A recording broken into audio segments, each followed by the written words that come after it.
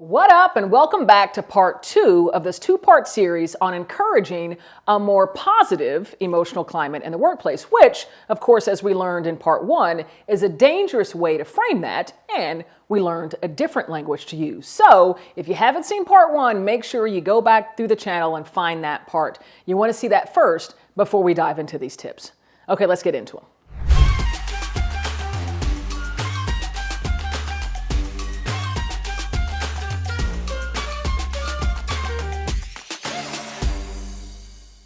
So the first tip towards creating a healthy emotional climate is to take accountability for your emotional energy. Now, that of course doesn't mean always striving to be positive, as we learned in the first video, but it's about staying in tune with you, your emotional energy, your headspace. And remember, this is those first couple tenets of emotional intelligence as assessed by EQI 2.0. It's about emotional self-awareness and self-expression.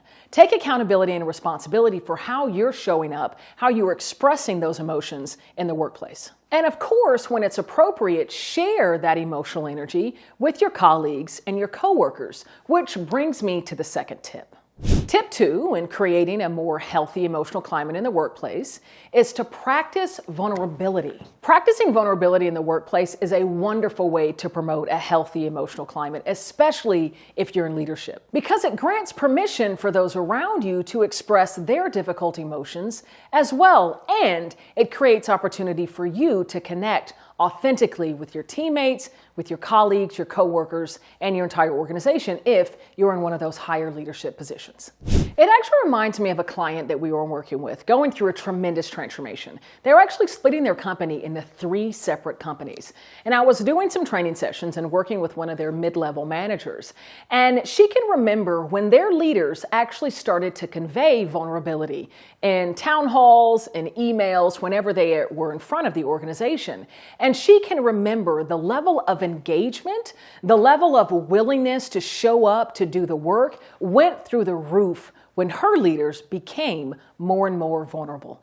It is such a powerful way to connect, to create that emotional connection with your workforce, a colleague, a coworker. So strive as best as you can to find opportunity to practice that vulnerability, remaining in tune with your own emotional energy. And when it's more of those difficult emotions, share them. Share what's inspiring them and how you're choosing to move forward. By the way, if your curiosity is piqued, if you're getting value from this, please subscribe. I drop videos like this all the time as my work sits in the red hot center of emotion and change in the workplace. So I create these striving to deliver you value. So be sure you subscribe. Make sure you're the first to get notified when a new video drops. Okay, let's get back into it. Now, the third and final tip is the fun one.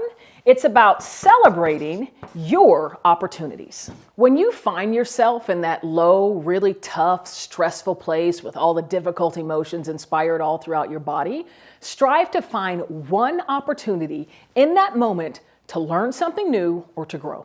Whether that be learning something about yourself, your likes, your dislikes, learning about your peers, your colleagues, the business, the industry, something that's going to help you become better the following day than this day. And listen, sometimes that opportunity is just taking time to ourselves.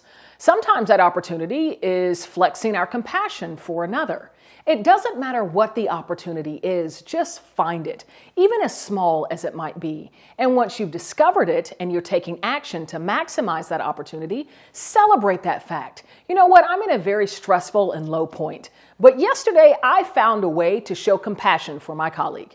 Yesterday, I decided to take a little bit of an extended lunch to give time back to myself. And you know what? I celebrate that. Strive to find ways to celebrate those opportunities when you're in those lowest points.